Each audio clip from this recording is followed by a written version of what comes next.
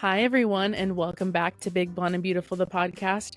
If you're new here, my name's Carolina Howie, and each episode I pick a piece of media with fat representation in it. I talk about the good and the bad and whether or not I think it's positive or negative. This week, we're going to be talking about The Devil Wears Prada, but before we get into that, I would like to introduce my guest for this week, Haley Herms. Hi, Yay! I'm Hi. so excited to be here. I'm so excited that you're here. Haley is a model, lifestyle creator, and digital entrepreneur, known for her fearless self-love, advocacy, and inspiring presence.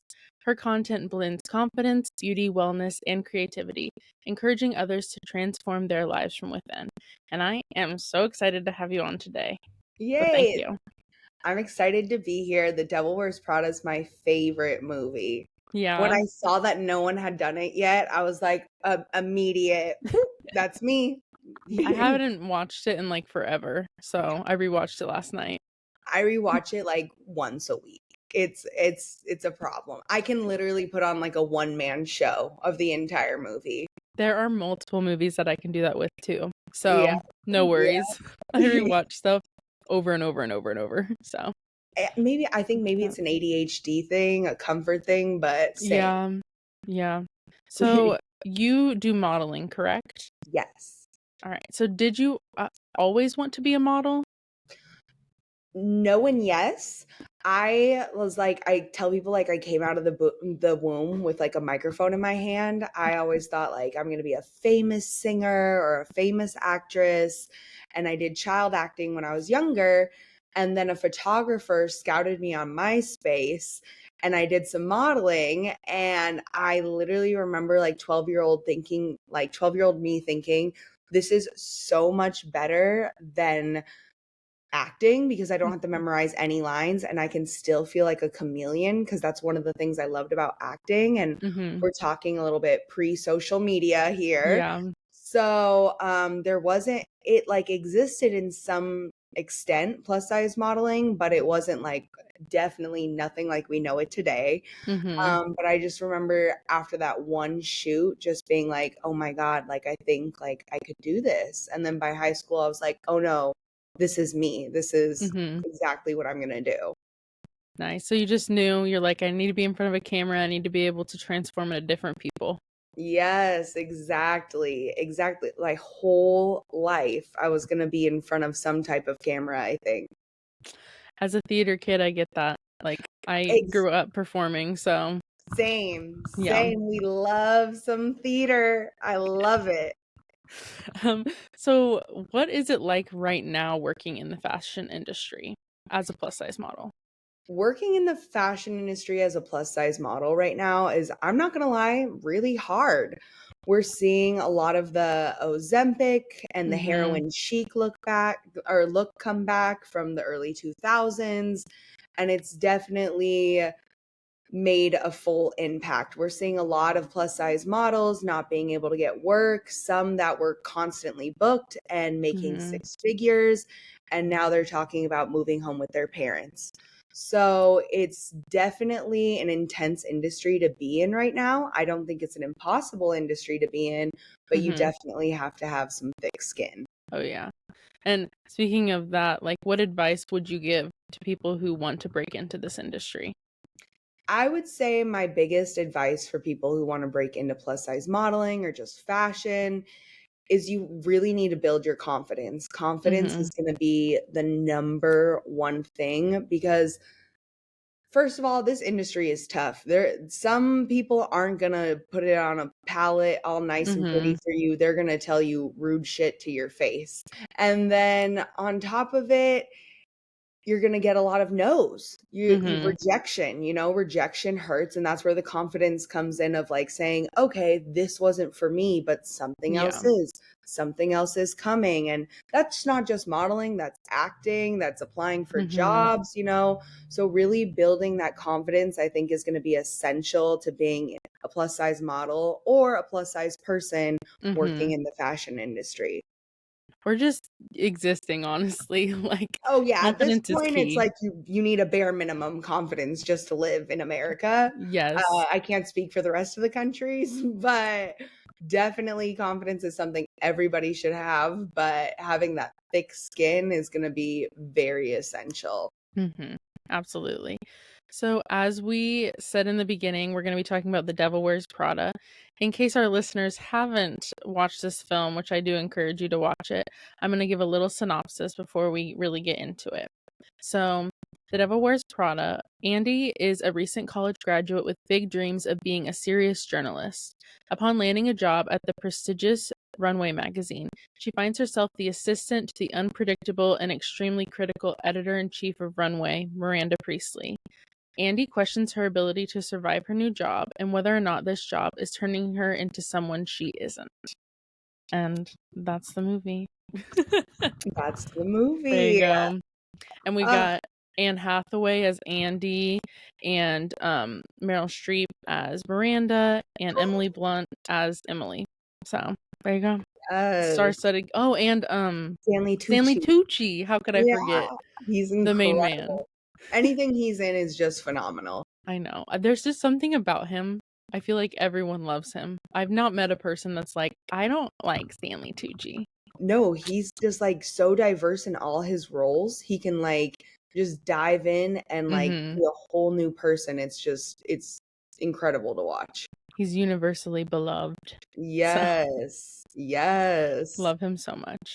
But we are not here to, well, we'll talk about him a little bit. But so if you have seen this movie, you might be thinking, hey, I thought this podcast was about talking about fat representation. There are no fat people in this movie, and you would be correct, which is partially why I had it on my list, because they call Anne Hathaway fat like at least 3 times. Throughout the whole movie, they're alluding to her weight. It's a major conversation, and it's something that really people make it known to her that she will have more worth when she loses her weight and be more recognized and more established in her job.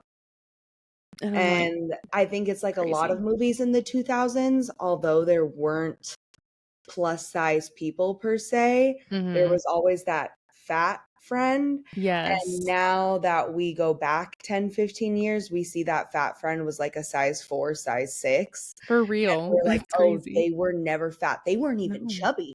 Like they might have just like had a big head or something. And like they were labeled like the fat person. But or their proportions were like different than the average like straight size person. Like they had more boobs. Exactly. It was like, oh, okay, got it. And obviously that's what fueled the early 2000s as we know it. And, you know, low-rise jeans. But that are making a comeback. Yeah. Not for me. Not for me either, babes.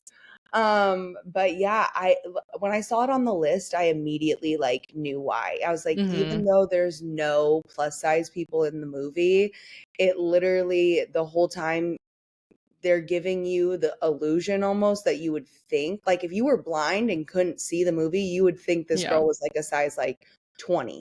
Like the way that they're talking and acting about it. Well, they literally say, Nigel says size 6 is the new 14. Yes. I'm like, after he food shames her. Yes. He's like, cellulite is the number one ingredient in corn chowder or whatever. Yep. Corn chowder. That's an interesting choice. You do know that cellulite is one of the main ingredients in corn chowder. Or even when Andy's not like living up to the job and Miranda's like, you know, I took a chance. I said, let me hire the smart fat girl. Do you know why I hired you? I always hire the same girl. Stylish, slender, of course. You, that impressive resume and the big speech about your so-called work ethic. I thought you would be different.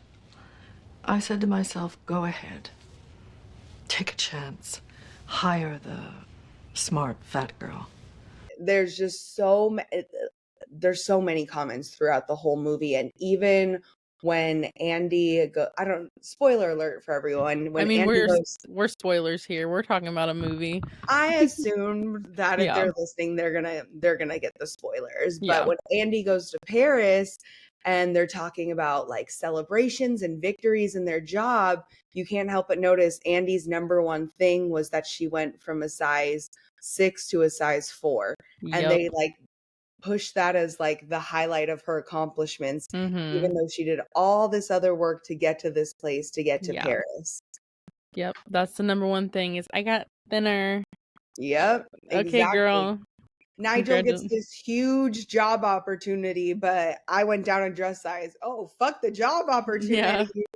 You lost some weight. All the work that you did, all the sleepless nights, the fact that you lost weight, amazing. It's like, amazing. Okay. Value went up 10,000. Yes. Well, exactly. When this movie starts, I feel like Andy is kind of the ultimate pick-me girl. She's like, I don't care about fashion like other girls. I'm just like here to be smart and like get ready for my next job or whatever. And I'm like, okay. Like a little girl. And Nigel does make a great point when she goes, I don't feel like I need to change the way I look, who I am. Like Miranda hired me. She knows what I look like. And then he's like, do you? And then it proceeds to be basically, she's like, I don't see again why. She tells him, I don't see why I have to change everything about me. And he's like, yeah, because that's what this job in this multi-billion fashion dollar industry is all about. Inner beauty. Yeah. Shoot. Oh, never mind. I'm sure you had plenty more polyblend where that came from. Okay. I get it. But, I'm not going to be in fashion forever, so I don't really see the point of changing everything about myself just because I have this job. Yes, that's true. That's really what this multi-billion-dollar industry is all about anyway, isn't it? Inner beauty. Yeah. And so I will say, though, I think one of the reasons I really liked the movie growing up, even though I was fat, was that it was like blatant. No one was like sneak dissing her. No one was like saying it behind her back catty. Like people were like blatantly just being fat phobic to her face. Yes. And I was like, like I don't love the fat phobia, but I like the honesty. Like it was just kind of like different than like other media that was just kind of like, oh my God, does she know she's fat? Like, yeah. And then like we said, which we know today, they were not. No, not even close. Like never once in my brain have I thought of Anne Hathaway as fat. Never. Not one time. And it's like realistically in the movie, I don't know this for facts or anything, but it's like we see her go from sweaters and lumpy coats and stuff to like more form-fitting stuff. So like realistically, she probably didn't even have to like lose weight, probably not, or gain weight for the role. They're just like, we're just gonna throw some sweaters on her. You know what I mean? Make the illusion. I'm like, exactly. Or like back in the day, they would use like the fat suits instead of just like hiring an actual fat person. Well, they still do that. That's not even a back in the day thing, unfortunately. I know. It's still happening. It's still going on. Yeah, we're seeing it across all different communities. And you're like, why don't you just hire someone from that community? There are so many talented people that instead they're like, let's just hire this actor who is nothing like what they look like, and we'll spend hundreds of thousands of dollars on prosthetics to make them look this way, when we could just pay that to an actor who fits this role better. And I'm just like, that's crazy. Okay. It's mind-blowing. It's mind-blowing. The time and the money wasted is just like kind of insane. And even in the movie, I think you can see that a lot of people will waste the time and the money just so that they could fit into that environment. As you can see in the beginning of the movie, when she walks in, everyone immediately changes who they are, what they're doing, what they're working on to fill that mold, to fill that standard. Yeah. Which I also think another reason why I like the movie is, I think maybe if you're like in middle America or you don't know the fashion industry, you would think like, oh, this is exaggerated. This isn't totally what's happening. This is exactly what's happening. I thought the movie was spot on. And even as a kid, I was like, oh, this is some real shit. Like, you know what I mean? Like they know what they're saying. It's not a lie. It's very upfront. It's very honest. But at the same time, it's a movie that millions of us saw, millions of women, especially, and millions of girls.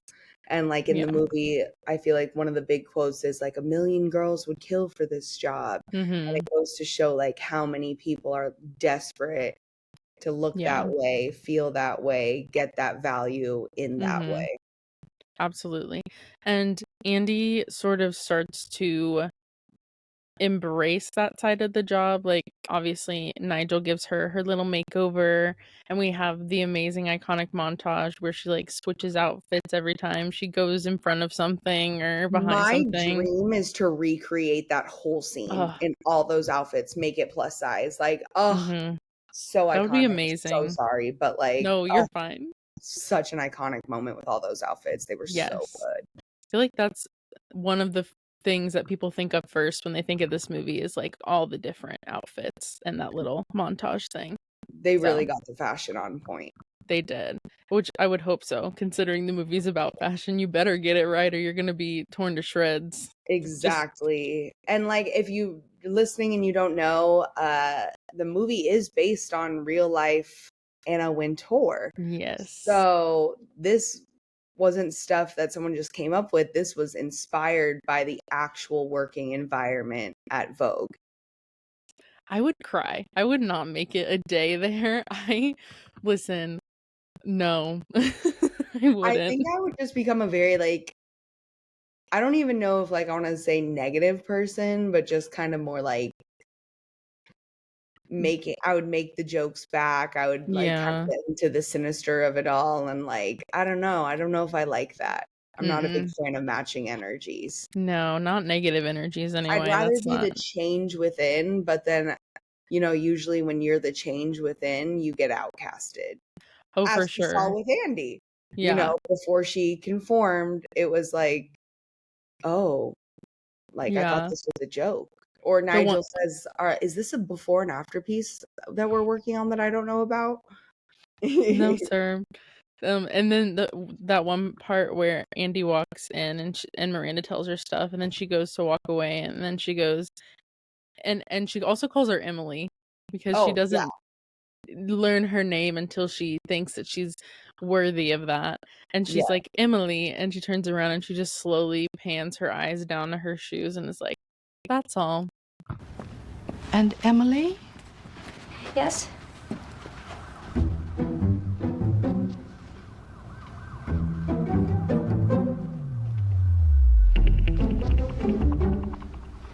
That's all.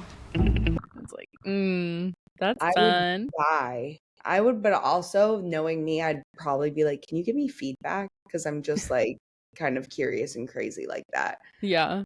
Like, and she'd be like, I don't have time for that. No, literally. And I don't know, it's kind of crazy because those shoes are like in now. Like that's like a look. People actually wear. I love those shoes.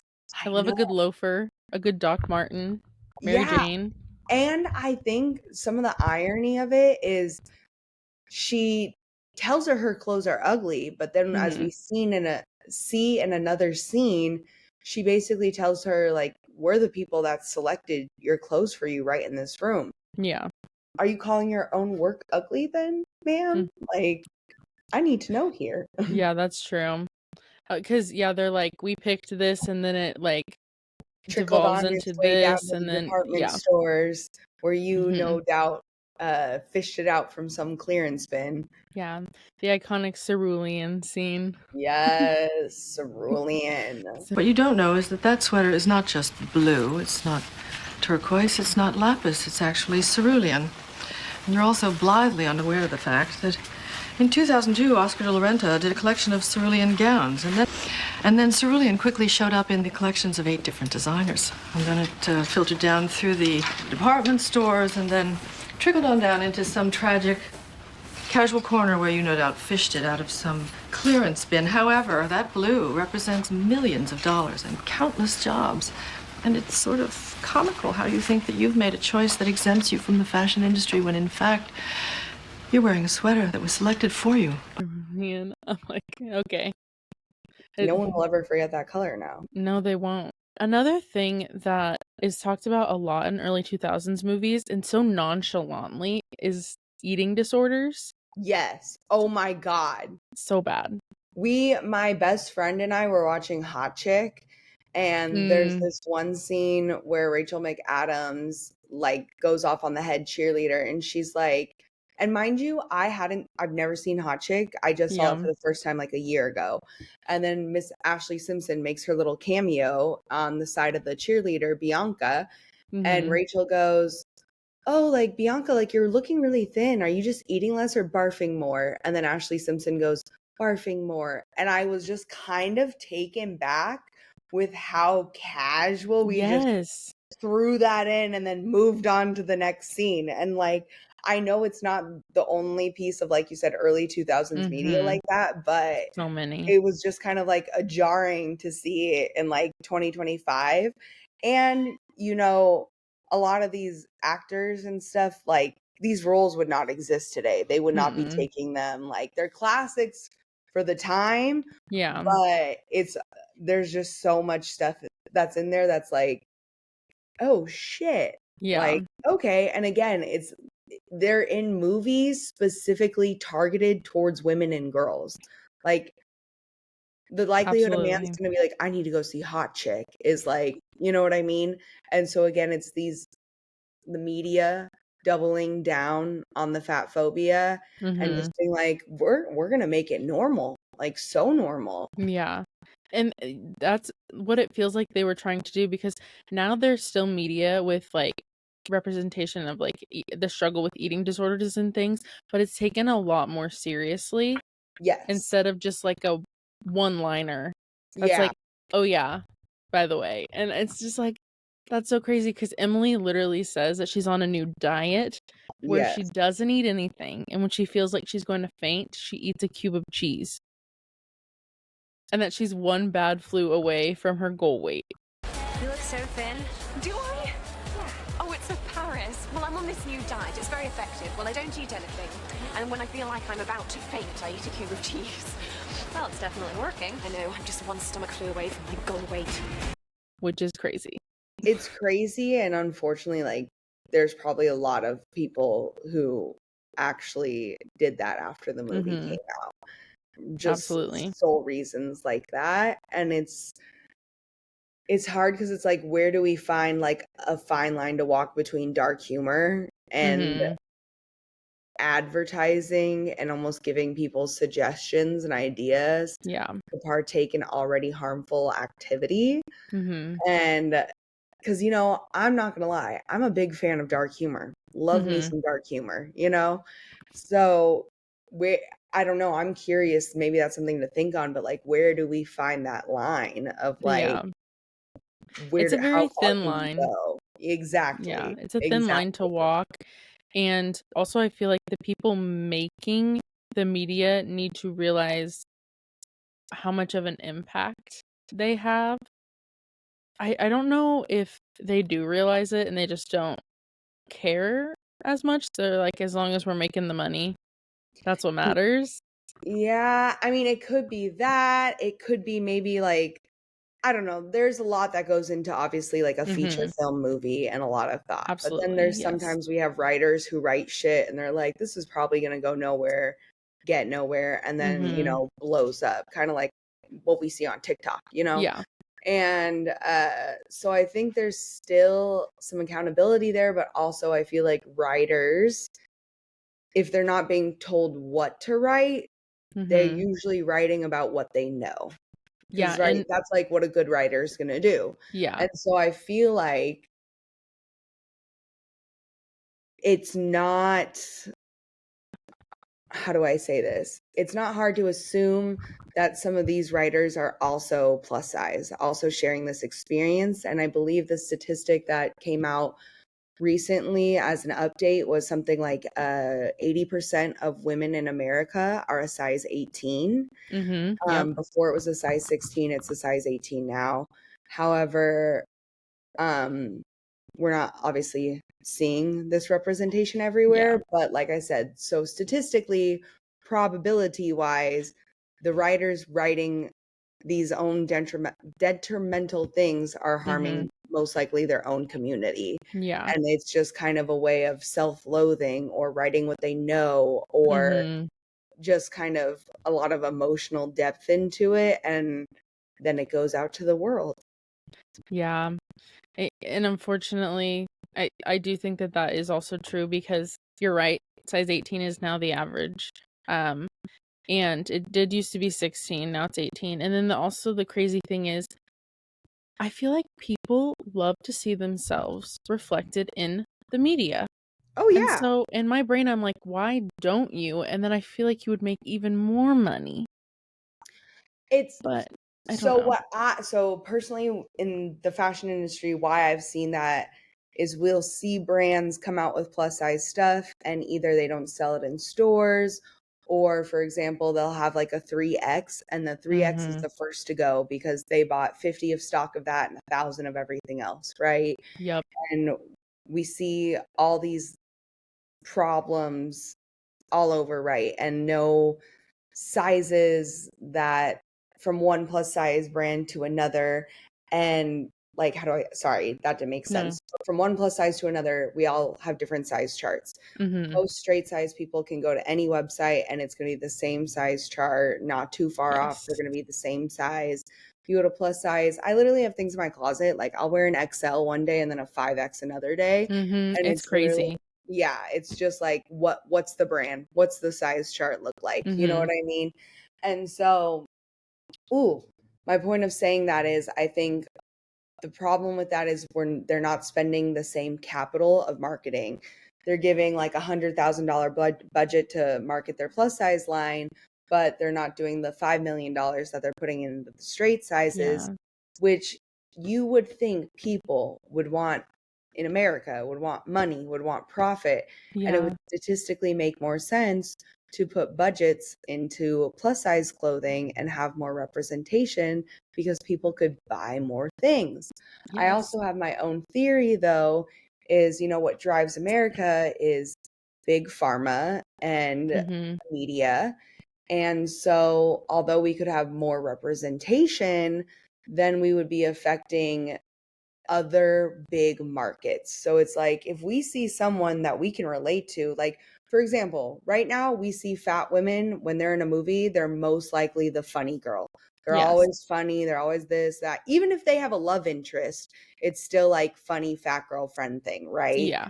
And so we like never we don't get to see that other representation of like a very serious person in a role that's fat unless it's a man, because we don't have the same standards to them. A man could be fat and have money and it's like, okay, he's great. A woman could be fat and have money, it's still not good enough.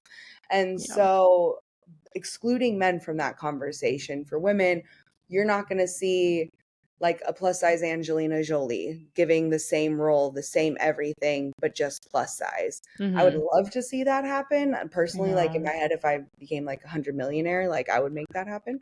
But that's essentially like, why would we do that? Because then we would be telling women, your bodies are okay. You don't need the Ozempic. You don't need Jenny Craig. You don't need all these billion-dollar industries that are constantly telling you, even if you are thin, well, then your pores are too big. Your teeth aren't wide enough. Your eyebrows are too bushy. You don't shave your legs enough. Like so many things that we push on women and people who identify as women to look a certain way and hold a certain level of femininity that is not realistic for everyone and not everyone wants to partake in. And then you lose billions of dollars and it affects more than just the media industry. And so I think there's a reason why they keep it at this level so that it doesn't affect other industries. And you don't tell people everything America's told you the last 100 years was wrong. You were right. You should love the skin you're in. Because then how would they make money? That's very true. It definitely would hurt a lot of different industries. That's a great point.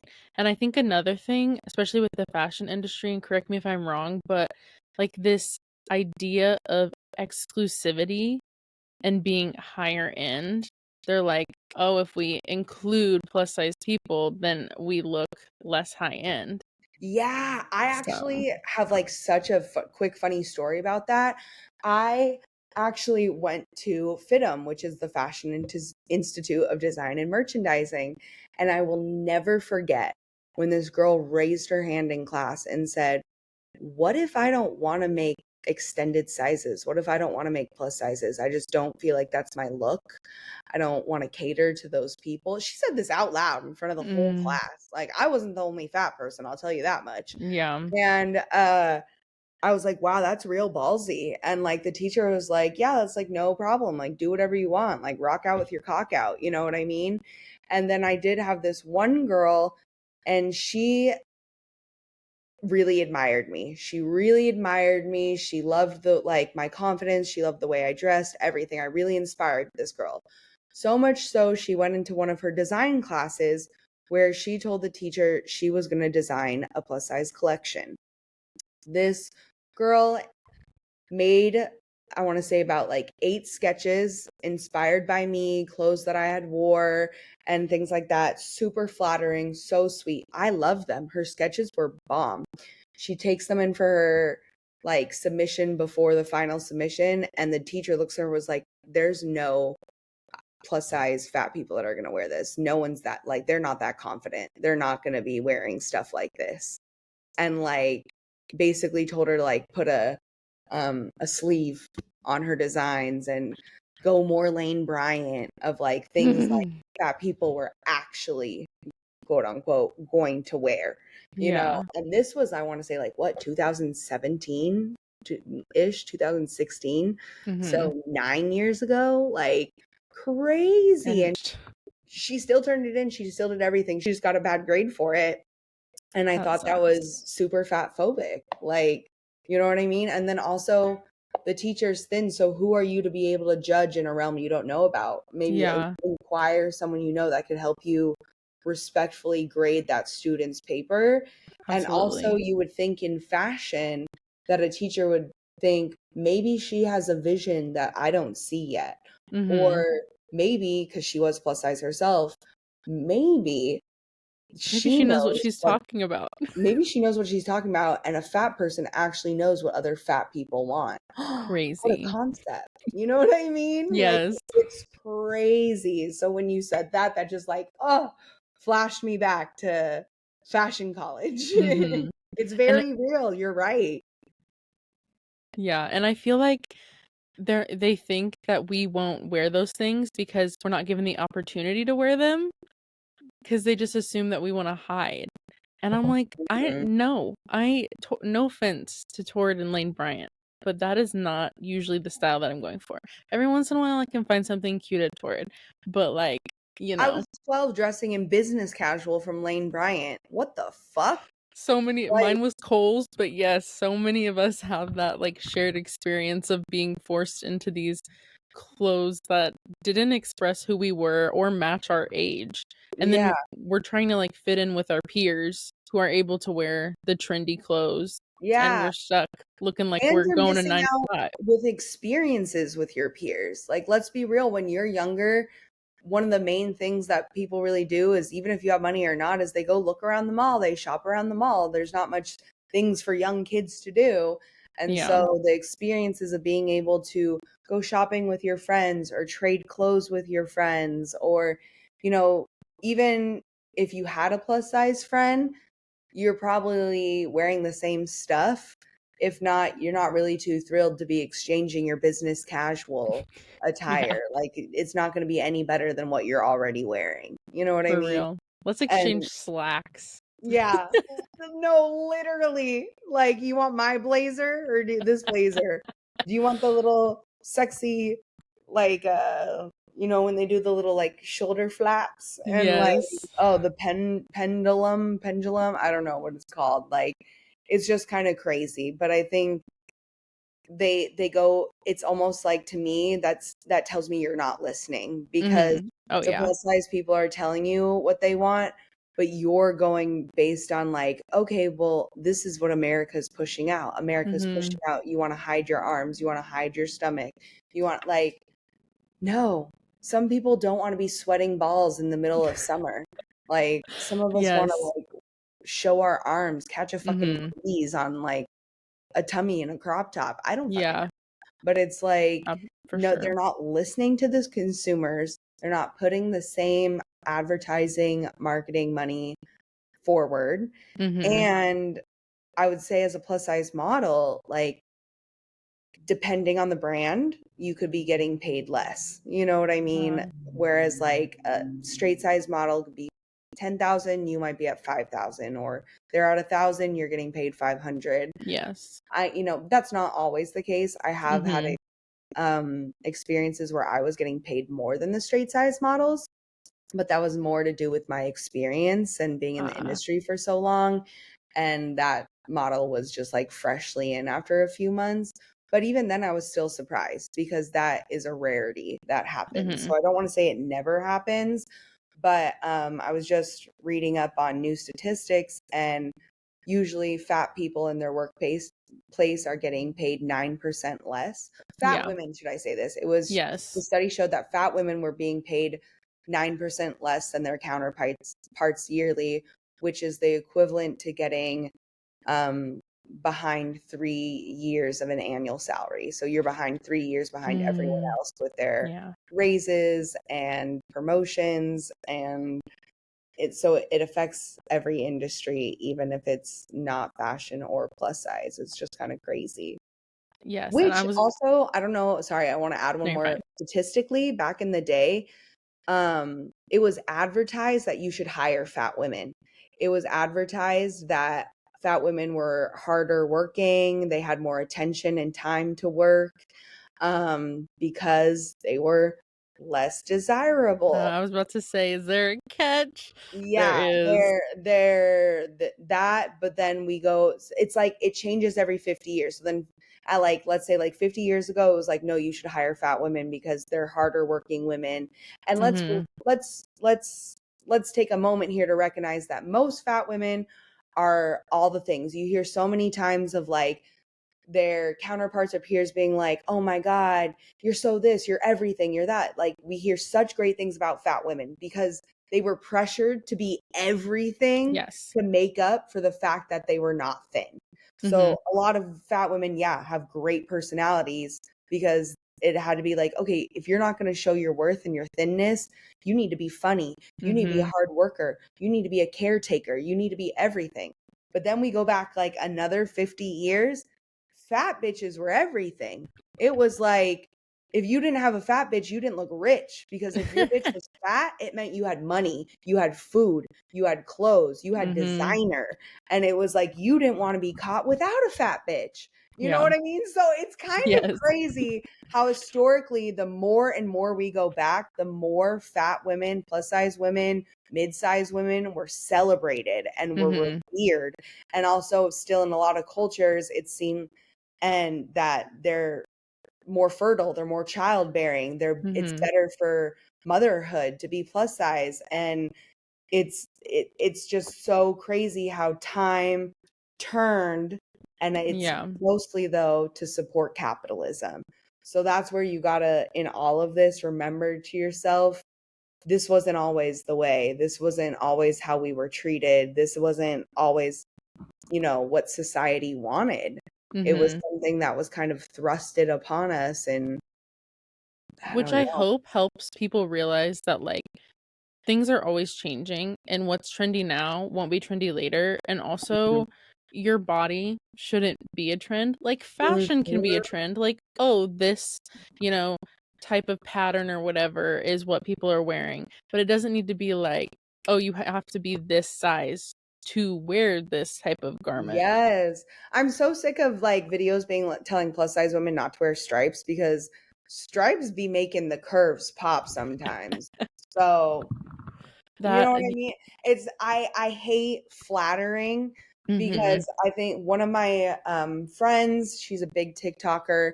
She has a fashion clothing brand that makes sizes, I think, extra, extra small to like 6X.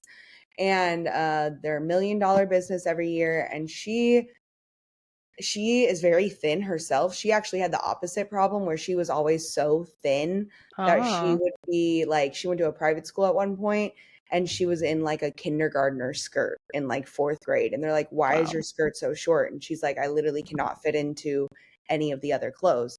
So Mhm. although she had like the same problem, opposite end, but obviously when she went to the doctor, no one, even though you are more likely to die from being underweight than overweight, no one Mhm. ever told her you need to put on weight. You know Yeah. what I mean? But anyways, I digress. But she went on TikTok and she was talking about, what she's seeing in media, and like, she hears feedback to form the brand. Mhm. And a lot of problems, what she's been seeing lately was, originally their motto was to hire women that didn't necessarily look flattering in the clothing, that were wearing clothing that they wanted to wear and didn't care if it looked fat or flattering. Mhm. And people loved it. Then she said the past about year or so, she's been getting a lot of feedback that either the models wearing the top's too tight, or this is too loose, or like da da da. They have Mhm. very comments on the way it specifically fits their body.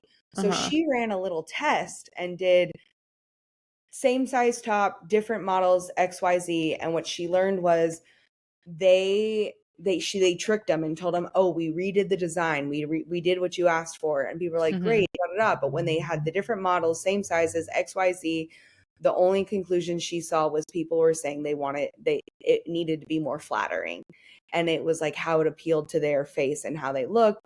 And essentially she goes on to talk about how flattering is just telling fat people, you need to like look less fat. That's Yeah. essentially what that is. And so she expressed her disappointment that she thought, we'd gotten past this as a society, as an industry, Yeah. and that people liked seeing things on body types that looked like theirs, whether it was considered flattering or not.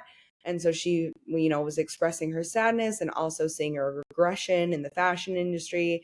But like you said, she also mentioned, what's in now could not be in like 5 years, and Yeah. we could see this every like couple years. Fashion especially is recycling a lot faster than Yeah, with ever TikTok before and with everything. fast fashion. Yeah. So heroin chic's in right now. I think it'll casually leave Mm. and come back again. It's just That's the worst one. I'm like, yeah, why? yeah. You want to look like someone who doesn't eat because they're doing heroin. So I actually watched some fun history on this, and the heroin chic look, basically, right back in the day, you would think heroin was for like poor people, losers, whatever. Mhm. Then we see the rise with people in the 90s, Kate Moss and Kurt Cobain, who have now made heroin look like a blue collar drug. And it's like the Mm. new cocaine. It's glamorous to do heroin.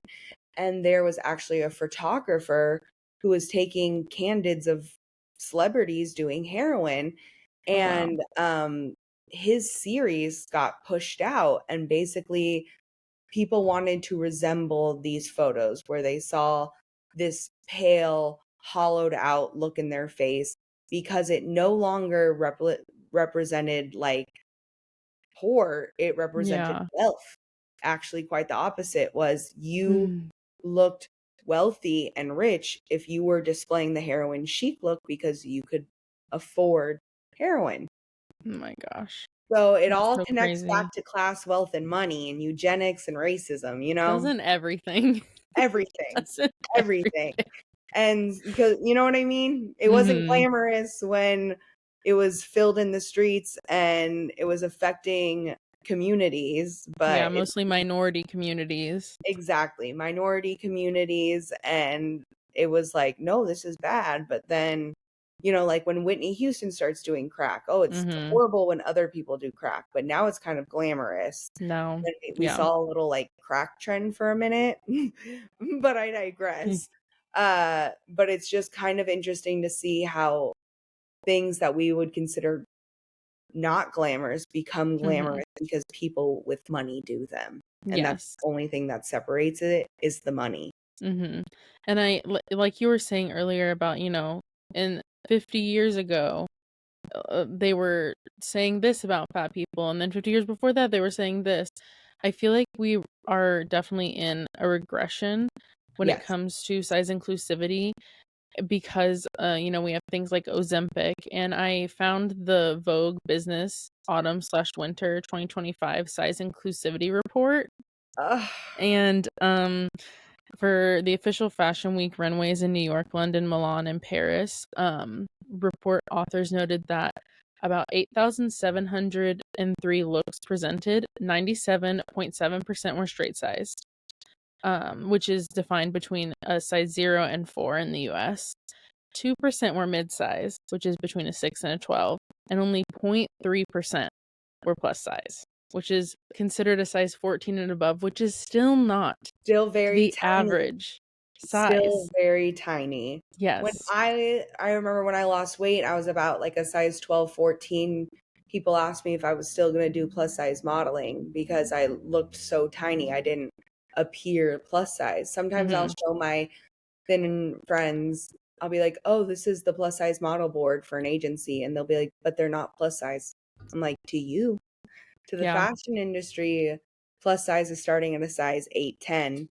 And what's sad about those numbers is, like you said, they're smaller size of the plus size. We're talking 14, 16s here. So ideally, we're not talking about women with loose skin, cellulite. We're talking about no fupa.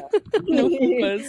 No. Like, man, I want to see that on the runway, okay? No dimples and things like that. And so it's like, not only is it like, okay, we have this 0.3% of plus size representation, but it's going to be the most quintessential plus size representation you've seen. It's going to be girls with the perfect curves everywhere. Yes. And that's it. A copy and paste of Ashley Graham. Basically. And even Ashley Graham has lost weight so that she can model for more high-end designers. The plus size community, I've heard a lot of, it's up for debate, but a lot of people don't consider her plus size anymore. Or if they do, it's just kind of like they're not taking her seriously because they feel like she's quote unquote sold out, which I've also, that's happened to me when I lost weight, was people told me I sold out. You skinny fats are the worst. And comments of that nature. So it's like very interesting to see how the community thinks and works. But overall, I think we can come to a consensus that we would like to see more than just the quintessential curves on a cover of or a runway. Because I don't know, I've seen like the new cover of Sports Illustrated. I don't really know the girl. I think her name's Lauren, and she is technically plus size, but she is like on the very thinner end of plus size, and it kind of hurts seeing everyone being like, oh my God, representation, because it's like the thinner community being like, wow, you fat girls made it. But she's like, she's not the full representation of us. She looks beautiful. She looks gorgeous. Do not get me wrong. But we need a little more. We need a little something more realistic, maybe like put a size 18 on there with like some rolls. Some cellulite, some rolls. I don't. I think you would, like we said, we would think like, since they're not selling clothes, they're selling a magazine. You would think, since 80% of the population of women is size 18, that we would love to buy that magazine. Would love to see. You'd get more media sensation. And even then, the good press, bad press of it is all, you'd get way more support from this community, and the flack you get from the other community just gives you attention to like boost the sales some more. So I think what you mentioned earlier with the whole it affecting so many other industries is really the reason why. Yeah, exactly. It's like we can't let go of big pharma, we can't let go of the beauty industry, the wellness industry, the health industry. They're not going to make more money selling the underweight people to eat. They're going to sell more money telling the fat people you need to lose weight. Yep, that's very true. It Is kind like of, they say, follow the money. yes, and they do. It's kind of, so I found, when I was doing my research for this episode, I was reading some articles and I found this quote from Christina Grasso. She's a co-founder of Chain, and she said, an obsession with female thinness is not about beauty, it's about obedience. If women can take up less space and be so much more obsessed with something that's so meaningless, like the size of our bodies, then we're missing everything that's happening that actually does matter. Yeah, And I feel like especially with what's going on in America right now, it's like so important to not put your time and energy into that and to put it Yeah. into things that like truly are gonna matter Yeah. in 10 years, you know? Exactly. And you miss a lot of moments. I would say, not to be like super sad, but I remember my mom had cancer, and from when she was diagnosed to when she passed away, it was about 18 months. I Mhm. want to say for the first year or so, I was on a diet during all of this. My mom was a big foodie, and I would get into fights, and I'd be like, I can't eat that. Are you kidding me? And like stress out my dying mom over food and my appearance. And Yeah. then finally one day I just cracked and let it go and started eating with my mom. And it was nice to be able to like have a meal with her, have a conversation with her, and not sit there like, can I take this extra bite? Can I eat this? Can I eat that? Can I Mhm. ask for no butter? Can I this, that? And I feel like a lot of, not, I don't want to say ruined, because it was obviously a big deal, but not like life ruining for her. Yeah. But it does make me regret the more quality of time we could have had. And especially because she enjoyed food so much and was such a foodie, like we Mhm. could have made more memories about food. Maybe I'd have more recipes of hers or something. So Yeah. I think that is a very important point of showing people and telling people how much brain space it takes It takes a lot.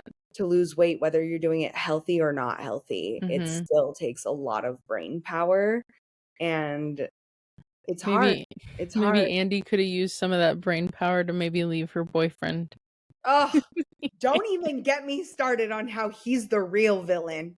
Oh, Literally, I looked up something on Google about Devil Wears Prada, and then it had like the suggested searches, and it was like, who's the real villain? And I clicked on it, and it had his face. it's him. It's him. So, Surprise. yeah, You know what I him and mean? his burnt grilled cheese. She's like, who's gonna make me grilled cheese at night? I'm like, I don't know, someone who doesn't burn it. You're gonna be professional chef, and Yeah. you're burning grilled cheese, okay? Yeah. And Okay. $8 worth of Jarlsberg, that's crazy. Crazy. Insane. You could have But just, yeah, and then she doesn't want to eat it when he makes it. She's like, that's why everyone's so thin. I'm like, damn, girl. because y'all don't Yeah. want to eat. Yeah. And they got her running everywhere. That's probably part of the reason. No, literally, you're a size 4 girl because you don't have time to eat anymore.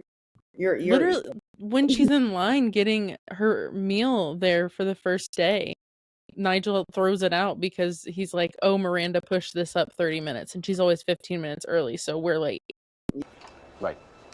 Come on. Miranda's pushed the run through up a half an hour. And she's always 15 minutes early. Which means? You're already late. Come, shoot. And Yep. I'm like, okay, I feel like Exactly. that goes against a lot of laws. Yes. Labor laws, not Oh yeah. You not know, great. and depending if you're union or non-union, they don't really care unless you're union Yeah. and making over a certain amount of money every Yeah. year. I'm also really curious how they're going to tackle, or if they're going to tackle the the subject of weight in the second movie that they're currently making. Same. I'm dying to see if like I forgot her last name, but Rachel something is in the movie. They like someone got a clip of it in New York, and I looked at it and I was like, I feel like they're gonna try to pass her off as plus size Oh god. or like something fat. She was in a lot of coats and like layers, but who knows? New York, maybe it was cold, but also it's summer right now, so I'm sure it wasn't. Yeah. But I was wondering the same exact thing, is like the industry has changed so much, and I take that back. The industry hasn't changed. The plus size industry has changed so much, Mhm. and it's now more visible than it was then. Because even Yeah. then, like we said, we only had like Fashion Nova and maybe Torrid. And at the time Yeah. when Torrid first came out, they were an extension of Hot Topic. So it wasn't what the girly frilly stuff we know it is today. It was Yeah. emo as fuck. Like you were either dressing emo or business casual. So it's like, okay, now we have options. Now we do have some high-end designers making plus size wear. So like, Mhm. will we see that tackled in the movie? And if so, it's curious to see like, will they have like a coveted position. You know, how will they dress their body? Yeah. Especially, I think it's important to recognize how plus size women are dressed in media, because I think that can tell a lot of how much the stylist invested in that job. Yes. Because, you know, as a plus size model, or maybe you don't know, as a plus size model, there's tons of shoots where they have budget and I'm still asked to like bring my jeans to set or bring That's fun. tank tops to set. And it's like, you couldn't find a size 3X tank top on Amazon and have it overnighted, but like like the rack for like the straight size people, there's like 3 racks, and then you go to the plus size rack and it's like, this might fit, this might this might that. And it's like, you've had my measurements for weeks. And Were you also, just, depending what city you're in, I don't really feel like there's an excuse, because if you're in LA or New York, the 2 biggest hubs for the plus size community right now, yes. the industry is so small. Like, you can find the person who does the this to that, who designs for this brand, or da da da da. The resources are out there. It's just a matter of how much do you care, or how Yeah. much do you think about communities that aren't your own. And just off the top of my head, I'm not saying it's impossible, but I can't off the top of my head ever remember working with a plus size stylist outside one that I've hired for my own shoots. Yeah. Just a note. Sorry. And something else that I think of with The Devil Wears Prada too is I feel like we're kind of back to where we were in the early 2000s. So I kind of wish this movie had been made like 5 years ago. It would be so Literally. different.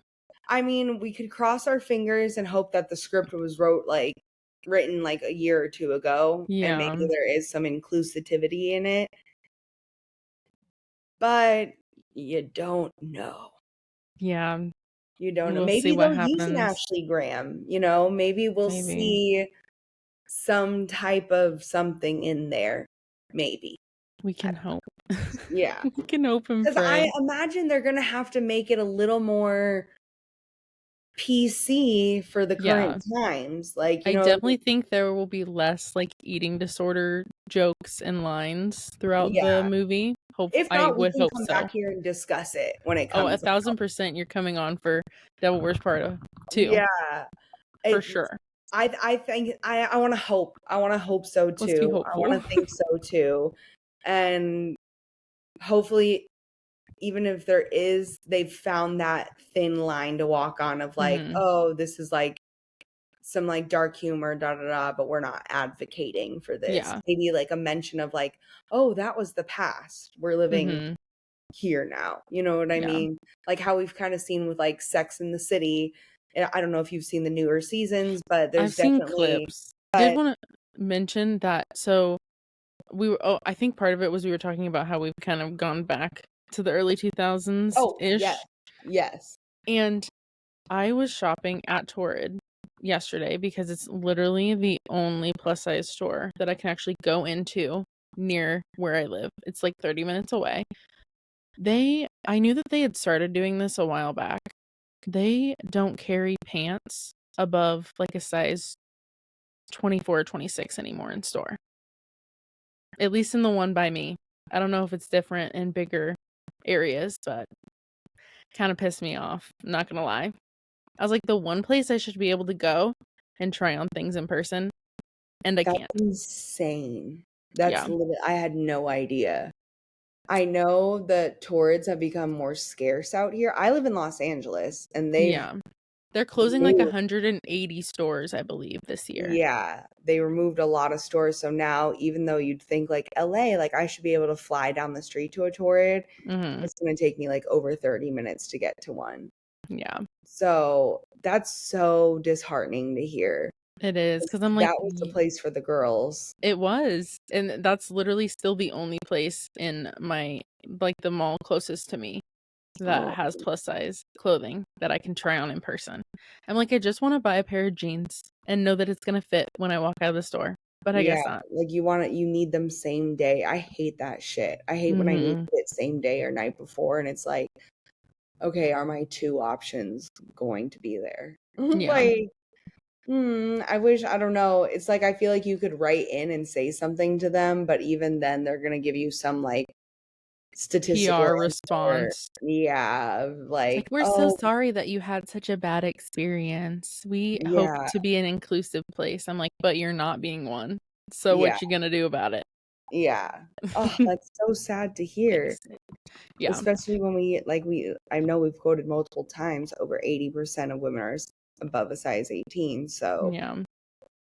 I feel like that doesn't make sense to an extent, but okay. Yeah, Like, sure I would doesn't. get having fewer options, but having no options is just like fucking insane. Literally, I was looking through because I thought, okay, maybe because I feel like they started to do that a couple years ago with the jeans specifically. I was like, Okay. okay, let me look and see if they have it in like their skirts or like other types of pants. Nope. Nope. It also stopped at a 4, like a I 4X. remember like it was really hard buying activewear there because they had all Mhm. the smaller sizes and not the bigger sizes. And of course, like the cutest activewear was in store or Yeah. like sold out online. So it was like kind of hard to do that. And also, people don't really have the money to be buying two of everything. Like No. I love Eloquii, love it. But I'm Mhm. like in between sizes all the time. And Eloquii Tord, whatever it is, I hate being like, okay, let me order 200 $78 pairs of jeans, two this, that. It's like a lot of people don't have that room on their credit and debit card. No. Like And then you got to return one of them, and it's just like a whole process. and it And goes back to like the size charts like are unreliable because they're all so different I'm between always scared to buy from like more than one thing for my first time from a new brand because I'm like, I don't want to spend a bunch of money and get excited, and then it comes and it doesn't even come close to fitting me. exactly. And you're usually getting a deal for that first time too, because then it's like, oh, Yep, I want to get the deal, but I don't want to this. And then you're like stuck in a place of like, damn, do I take the debt or the deal? for real. Like, it's a hard place for us to be in. It is. It's so frustrating. And I'm also curious if the second movie will touch on like fast fashion, like Shein and stuff. I'm Yeah. really curious about this movie now. I'm like, let's go. I No, know you're only now filming it, but because I am like I'm like an eco-friendly tree hugger type of girl. And I will say one of the things I did hear from hear come out of Vogue the past couple of years, which I thought was interesting, was that a lot of the people at Vogue will like spend like thousands of dollars on their clothes, but mhm. then they wear the same outfits, like the same 5 outfits for the whole season. And so like every Monday they're wearing the same outfit, every Tuesday, like they're not just like wearing designer once and throwing it away. They're really getting a full wear out of it and utilizing like not supporting fast fashion. So I do That's think good. that's interesting. And I don't know for real Vogue that would make sense, but I also do think that would make sense for the movie. So I think that's a great thought to like look Yeah, out for and I see. hope so. We've got some great Fingers ideas crossed here. that it touches on some important topics and does it well. We can Yes. hope. Exactly. And I'm just scared in general for a remake because, They always aren't that great why usually. fix something that's not broken? But God, if anyone could do it, I have faith in Meryl Streep. So Yeah, me too. fingers She crossed. love. All right, so at the end of every episode, I ask, in terms of fat representation, do you think that this movie is positive or negative? Realistically, it's negative. I think it's Yeah. very negative. If you can Very, even call it fat representation, yeah, it's negative. Yes, absolutely. like Like, minus 1,000. like the No, eating disorders, the fact that Anne Hathaway is the fat character and she's a size 6. the Crazy. thinness above all accomplishments and value. Crazy. Yeah. Crazy. So So yeah, we're giving it a negative 1,000. negative. I mean, it's still a fun rewatch. It's still a It's fun fun. rewatch. It's like even like I don't like I said, I don't know if it's because I'm in the fashion industry or if it's just like one of the only DVDs I had on my mini DVD player as a kid, but like it really stuck with me and I really appreciated the honesty.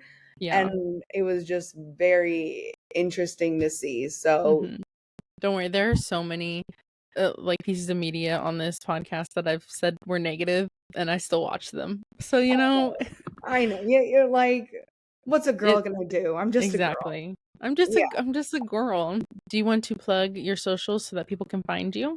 Yeah, so anyone can find me at Haley Herms Official on TikTok, Instagram, HAYLEYHERMS Official. And then I'm Haley Herms on YouTube. And you can basically find me on those platforms if you're interested in becoming a plus size model. I do offer courses and consultations for that, as well as have a free blog called How to Be a Plus Size Model. And you can get lots of free information there and basically how you can survive and navigate this industry. Boom. It There doesn't you have go. to be like the Devil Wears Prada. It doesn't. Don't do it. But thank you so much for being here. As always, you guys, I will have her social medias and things linked below, and I will have the podcast and my personal social media linked below. Please rate us 5 stars, like and share. You know, that's how we get out to more people. So I very much appreciate that. And until next time, stay fat and fabulous. Bye.